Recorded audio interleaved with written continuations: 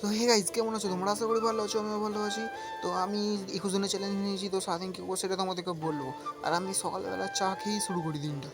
তো তোমরা কি চা খেয়ে শুরু করো দিন? আমি তো চা খেয়েই শুরু করি। তো তারপর আমি আমার পড়া ছিল আজকে 11টা থেকে, তো আমি ব্যাগ গুছিয়ে নিলাম। তারপর আমি বেরিয়ে পড়লাম সাইকেলে করে যাবো বলে। তারপর সায়েদের বাড়ি চলে গেলাম, গিয়ে আমি আবার চলেও এলাম আবার তাড়াতাড়ি। আমি এখানে ভেতর দিয়ে যাচ্ছিলাম, ফোনটা হাতে ছিল, কাঁপছিল এত। ঘরে যাচ্ছিলাম, তো ঘরে যেতে আমি ওই চান ফান স্নান সেরে ওই ঘরে চলে গেলাম, গিয়ে একটু কম্পিউটারে প্র্যাকটিস করলাম। তো প্র্যাকটিস আমি এই ইনভয়েস করছিলাম, এইটা আমার কম্পিউটার। আমি কিনলাম যে আমাদের টাকা দিয়েছিল না, এই 10,000 টাকা করে। তো আমি এই ঘরটা সাজিয়েছিলাম, তো কেমন হয়েছে তোমরা বলো। আর তারপরে আমি দুপুরবেলা চলে গেলাম ভাত খেতে।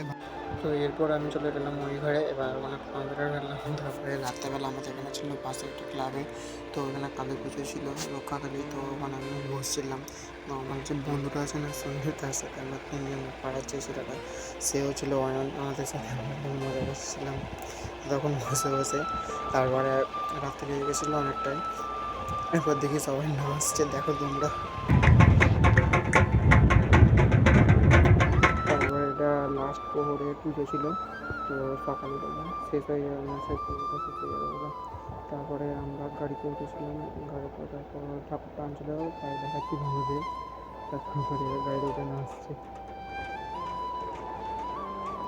তো এরপর চলে গেলাম গঙ্গায়, তাড়াতাড়ি করে তখন আর দেখায়নি। তো গঙ্গায় তোমাদেরকে দেখেছিলাম, এখানে ছিল সেকেন্ড ব্রিজের কাছে। তো তারপর আমরা গাড়িতে উঠে তোমাদেরকে দেখিয়ে দিলাম লাস্ট।